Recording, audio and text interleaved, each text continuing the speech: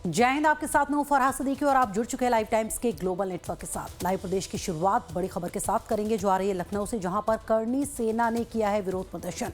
तो यूजीसी के नए नियमों को लेकर विरोध का सिलसिला तेज होता नजर आ रहा है और अब यूजीसी के नए नियमों का विरोध करते हुए करणी सेना विरोध प्रदर्शन कर रही है लखनऊ में। तो लगातार यूजीसी के नियमों का विरोध किया जा रहा है। जो यूजीसी के नए नियम हैं उसको लेकर सड़कों पर उतरकर विरोध प्रदर्शन किया जा रहा है। अब लखनऊ में करणी सेना का विरोध प्रदर्शन जारी है यूजीसी के नए नियम के विरोध में। तो सड़कों पर उतरकर विरोध प्रदर्शन किया जा रहा है। यूसीसी लाओ, यूजीसी हटाओ, इस तरह के बैनर पोस्टर लेकर ये लोग विरोध प्रदर्शन कर रहे हैं। तो सड़कों पर बैठकर नारेबाजी की जा रही है करणी सेना के लोगों की तरफ से। यूसीसी लाओ, यूजीसी हटाओ। राजीव ओझा मेरे सहयोगी साहब जानकारी के साथ लाइन पर मौजूद है। राजीव, यूजीसी के नए नियमों को लेकर अब करणी सेना एक बार फिर से विरोध प्रदर्शन कर रही है लखनऊ में। जी देखिए, आज लखनऊ में लगातार 3 प्रदर्शन हुए हैं। लखनऊ विश्वविद्यालय में वहाँ के छात्रों ने प्रदर्शन किया है, युवक कांग्रेस ने प्रदर्शन किया और करणी सेना का प्रदर्शन हो रहा है। ये लोग लगातार यूजीसी के नए नियम का विरोध कर रहे हैं। इनका कहना है कि इससे परिसरों का माहौल दूषित होगा, आपसी में छात्रों के बीच कटुता बढ़ेगी और जो सामाजिक सौहार्द जो परिसरों में रहा है इससे पहले वो समाप्त होगा। इनका सवाल है कि लगातार सरकार क्यों ऐसे कानून लाना चाहती है जिससे परिसरों का माहौल और खराब होने की संभावना बन रही है। तो लगातार यूजीसी के नए नियम का विरोध हो रहा है और खुद भारतीय जनता पार्टी में भी कार्यकर्ताओं के स्तर से इसका विरोध हो रहा है। कल भारतीय जनता पार्टी के लखनऊ में भी कार्यकर्ताओं ने इस्तीफा दिया था अपने पदों से और पार्टी में लगातार निचले स्तर विचार विमर्श चल रहा है और वो पार्टी के शीर्ष नेतृत्व की ओर देख रहे हैं कि इस मामले में स्टैंड क्या आगे तय होता है। जी राजीव, बने रहिए। एक बार फिर से आपके पास लौटती हूं। तो लखनऊ में जहां करणी सेना विरोध कर रही है, तो इधर यूजीसी के नए नियमों को लेकर उत्तर प्रदेश में कई जगहों पर विरोध की आग अब सड़कों तक जा पहुंची है। मथुरा से लेकर कुशीनगर और लखनऊ से लेकर बस्ती तक सवर्ण संगठनों और छात्र युवाओं ने सरकार के खिलाफ मोर्चा खोल दिया है। मथुरा वृंदावन में जहां बैठकों का दौर जारी है, तो वहीं रायबरेली में विरोध का अनोखा और तीखा तरीका सामने आया है, जहां चूड़ियां भेंट कर उनके मौन पर सवाल उठाए गए हैं। युवाओं का साफ कहना है कि ये नए नियम भेदभावपूर्ण है और इन्हें तुरंत वापस लिया जाना चाहिए। सरकारी कार्यालयों पर प्रदर्शन और राष्ट्रपति के नाम ज्ञापनों का सिलसिला थमने का नाम नहीं ले रहा है। उत्तर प्रदेश के अलग अलग कोनों से आई विरोध की बढ़ती तस्वीरें लगातार सामने आ रही हैं। राजीव ओझा मेरे सहयोगी लगातार जुड़े हुए मेरे साथ लखनऊ से। राजीव, सिर्फ लखनऊ नहीं बल्कि मथुरा से कुशीनगर तक, लखनऊ से बस्ती तक अलग अलग तरह से लोग विरोध प्रदर्शन कर रहे हैं। इसको लेकर ज्ञापनों का सिलसिला भी नहीं थम रहा है। जी बिल्कुल, सामान्य वर्ग के जो लोग हैं विभिन्न जिलों में आज सुबह कुशीनगर में बड़ा प्रदर्शन हुआ है, मथुरा में प्रदर्शन हुआ है, रायबरेली प्रदर्शन हुआ है, लखनऊ में 3 जगह प्रदर्शन हुआ है।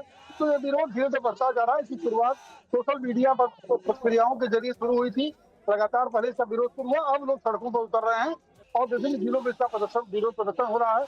कल भारतीय जनता पार्टी के ही एक एमएलसी हैं देवेंद्र प्रताप सिंह, उन्होंने खुल के इसका विरोध किया। उन्होंने कहा कि ये सामाजिक असमानता बढ़ाने वाला है और किसी भी शैक्षिक परिसर में अन्याय होने पर किसी के साथ अगर अभद्र व्यवहार होता है तो हर किसी को शिकायत करने का अधिकार होना चाहिए और उस शिकायत पर प्रॉपर कार्रवाई की व्यवस्था होनी चाहिए। यूजीसी क्यों इस तरह से भेदभावपूर्ण वाले नियम बनाती है कि कुछ लोगों की शिकायतों की सुनवाई होगी और कुछ लोगों की शिकायतों की अनदेखी की जाएगी। तो इन्हीं मुद्दों को लेकर के लगातार विरोध हो रहा है और ये विरोध धीरे बढ़ता ही जा रहा है। जी विरोध राजीव बढ़ता ही नजर आ रहा है, लेकिन सरकार की अगर हम बात करें तो किस तरह की क्या प्रतिक्रिया आ रही है इस पर? बैठकों का दौर भी हालांकि इस पर चला। जी देखिए, भारतीय जनता पार्टी में विभिन्न स्तरों पर विचार विमर्श चल रहा है। पार्टी के नेता अभी चूंकि शीर्ष नेतृत्व की ओर से कोई संकेत नहीं मिल रहा है, इस वजह से अभी चुप्पी साधे हुए हैं और उसी संकेत का इंतजार कर रहे हैं। लेकिन चर्चा लगातार चल रही है जिससे पार्टी का नुकसान हो रहा है। जो वर्ग यूजीसी के नए नियम का विरोध कर रहा है तो पार्टी का परंपरागत वोट बैंक रहा है। आने वाले वर्ष में 2027 में विधानसभा का चुनाव होने वाला है, तो पार्टी इसको लेकर के चिंतित है। ये विरोध अगर आगे बढ़ता है तो इसका सियासी नुकसान हो सकता है। जी राजीव, बने रहिए, मेरे साथ लौटती हूँ आपके पास। तो जाहिर सी बात है विरोध का सिलसिला जो है वो तेज होता नजर आ रहा है। प्रदर्शनकारी क्या कह रहे हैं इसको लेकर वो आपको सुनवाते हैं। ये यूजीसी जो कानून हमारे ऊपर थोपा गया है, इसके विरोध में हम ज्ञापन देने आए हैं। परशुराम शोभा यात्रा समिति और सभी हिंदुओं के जितने भी हमारे संगठन चल रहे हैं, सभी का ज्ञापन पत्र हम यहाँ लेकर आए हुए हैं। हम विरोध करते हैं ऐसे काले कानून का जो जबरदस्ती हम लोगों के ऊपर थोपा गया है। आप ये बताइए, एजुकेशन फील्ड में कहाँ इस तरह के चीजें लागू होती है? वहां पर नंबरिंग से एजुकेशन बौद्धिक स्तर से नापा जाता है, ना कि जातिगत आधार पर। आप ये बताइए, हमारे बच्चों का होगा क्या भविष्य है? वो बेकार पढ़ रहे हैं, बेकार यूनिवर्सिटीज में भेज रहे हैं। हम लोग एजुकेशन पर फीस जो दे रहे हैं, तमाम पैसा खर्च कर रहे हैं, वो बेकार है। भारतीय जनता पार्टी की सरकार ने सवर्णों का गला घोंटते हुए यूजीसी कानून पास कर दिया। उसके विरोध में ये सब युवा हैं और उन्होंने हमको जबरदस्ती बुलाया कि आप इसका विरोध आप भी करें। तो मैं तो अपने आप को गर्वान्वित महसूस कर रहा हूँ कि अपने बच्चों का जीवन बचाने के लिए मैं इनके साथ खड़ा हूँ। क्या चाहते हैं ये बताइए। भारत सरकार यूजीसी कानून वापस ले। भारत सरकार के द्वारा यूनिवर्सिटी ग्रांट कमीशन यानी कि यूजीसी के नए प्रावधान लागू करने के बाद से देश भर में विरोध प्रदर्शन लगातार जटिल होते जा रहा है और अब यह विरोध प्रदर्शन सोशल मीडिया से ऊपर उठकर देश भर के जिला मुख्यालय और तहसील मुख्यालय पर आ चुका है। हजारों की संख्या में लोग प्रदर्शनकर्मी तहसील मुख्यालय और जिला मुख्यालय पर पहुंच करके यूजीसी का विरोध कर रहे हैं। हमारे साथ कुछ प्रदर्शनकर्मी हैं। ये बताइए, यूजीसी का विरोध प्रदर्शन आप लोग कर रहे हैं, जिला मुख्यालय पे आपने जिलाधिकारी को ज्ञापन दिया, क्या कुछ विरोध है आपका इसको लेकर? चूँकि यूजीसी जो है वो सवर्ण समाज के काफ़ी विरोध में है। मेरा ज्ञापन यह है कि यूजीसी में संशोधन कर यूजीसी का पालन किया जाए। चूँकि यूजीसी बिल में प्रदेश सरकार जो है बटोगे तो कटोगे तो नारा देती है, लेकिन समाज को ये अलग अलग जाति में बांटने का काम यूजीसी करेगा, जो देश के लिए काफ़ी घातक है। पुनः के आरक्षणों से अभी समाज ऐसे ही प्रताड़ित है, तब तक नए कानून को बनाकर और फिर नए रूप से प्रताड़ित करने का काम इस कानून के द्वारा किया जाएगा। इसलिए हम लोग विरोध में हैं और इसको वापस करना ही पड़ेगा, नहीं तो भगवान परशुराम का फरसा उठेगा और श्री राम का धनुष भी उठेगा। कमेटी में सवर्ण समाज का बंदा कोई नहीं रहेगा। अगर सवर्ण समाज के बंदे पर, बच्चों पर अगर किसी प्रकार का इस टाइप का आरोप लगता है तो उनकी बात सुनने वाला कौन होगा? सवर्ण समाज इस बात का सबसे बड़ा विरोध कर रहा है। और दूसरी बात, सवर्ण समाज इतना ताकतवर है कि मंडल कमीशन और SC ST वो भूल चुका है और हमारे बच्चे भी जानते हैं कि वो इतने ताकतवर हैं। -40 वाले नहीं है भैया, वो 99 वाले हमारे बच्चे पैदा होते हैं। जिस तरह सरकार ने कहा कि एक अनुसूचित जात का, एक OBC का और एक महिला, ये 3 लोगों का नाम रख के ये सदस्य नामित किए गए हैं। उसी तरह सरकार एक शब्द और जोड़ दी होती, एक वर्ग सामान्य का भी जोड़ दिया होता, तो शायद यह समस्या आ जाती ही नहीं। कानून है ये नहीं है। कैसे आप कानून करते हैं? कानून सबके लिए बनती है। यह कानून नहीं है, यह अत्याचार है। यह ब्राह्मणों के ऊपर, सवर्णों के ऊपर, सारे लोगों के ऊपर अत्याचार है कि जो हमारी बात न सुनी जाए वो कानून कैसे हो सकती है? अगर यह कानून सरकार वापस नहीं लेती है तो यह प्रदर्शन भविष्य में आंदोलन का रूप ले सकती है। लाइव टाइम्स के लिए रितेश पांडे, कुशीनगर। राजीव मेरे सहयोगी लगातार बने हुए हैं। राजीव, हमने सुना किस तरह से लोग गुस्साए हुए हैं। सीधे तौर पर कहा जा रहा है कि ये जातियों में बांटने का काम कर रही है सरकार, ब्राह्मणों के साथ, सवर्णों के साथ अत्याचार इसे करार दिया जा रहा है, तो कैसे पार पाएगी बीजेपी इससे? जी देखिए, भारतीय जनता पार्टी पर सवाल लगातार उठ रहा है कि जब आप सबका साथ, सबका विकास और सबका विश्वास की बात करते हैं तो फिर इस तरह का डिस्क्रिमिनेशन क्यों किया जाए? और परिसरों में जहां एक तरह की कटुता खत्म हो रही थी, छात्र जीवन में इस तरह से जातीय आधार पर दुराग्रह की घटनाएं या दुर्व्यवहार की घटनाएं कम होती हैं। इसके बावजूद ये कानून ला करके फिर से उसे सतर्क किया जा रहा है। लोगों को एक बार फिर से उनके मन में ये भावना पैदा की जा रही है। इसी को लेकर के विरोध हो रहा है कि सरकार को ये जरूरत क्यों बनी है, ये कानून लाने की जरूरत क्यों महसूस हो रही है। और लगातार विरोध इसीलिए हो रहा है। भारतीय जनता पार्टी निश्चित रूप से इससे परेशान है। उसके जो कार्यकर्ता हैं निचले स्तर के, जिनका अभी कोई बहुत ज्यादा सियासी लाभ हानि नहीं है, जो सोच रहे हैं कि हमारा जो नुकसान है, जो परिवार का, हमारे लोगों का नुकसान है, वो किसी हमारे सियासी लाभ हानि से ज्यादा महत्वपूर्ण है, तो खुलकर इसका विरोध कर रहे हैं। बड़े नेता जो अपना सियासी लाभ हानि देख रहे हैं वो अभी इस पर चुप्पी साधे हुए हैं।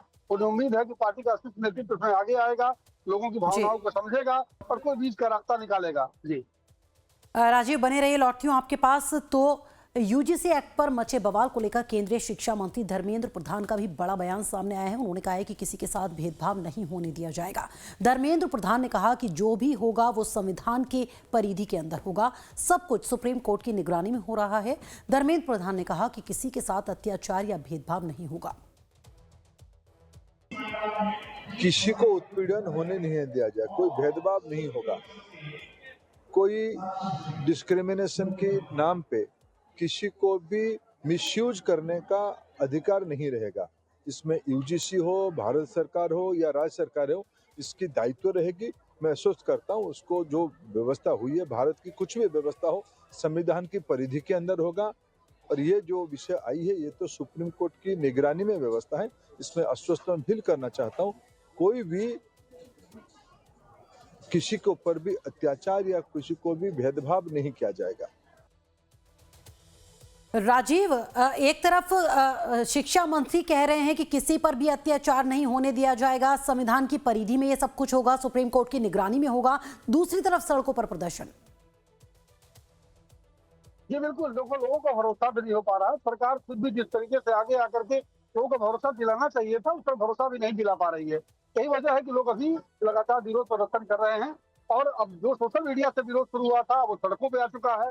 और विभिन्न संगठन जो पहले से सक्रिय थे, खासकर जो सवर्ण समाज से जुड़े हुए लोग हैं, जैसे कर्णी सेना आज खुल करके सामने आ गई।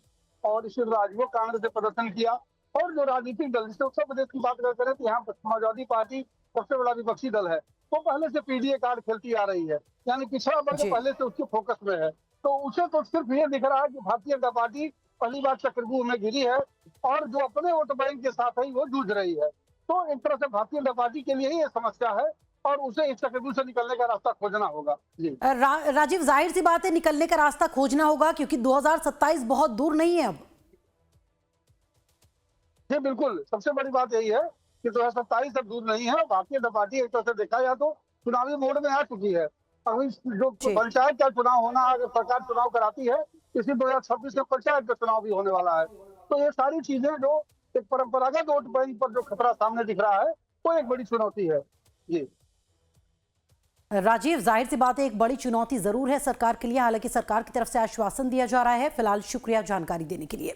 तो एक तरफ सरकार का आश्वासन, दूसरी तरफ सड़कों पर उतरे हुए लोग। तो ऐसे में कैसे इसे पार पा पाएगी बीजेपी, ये देखना होगा।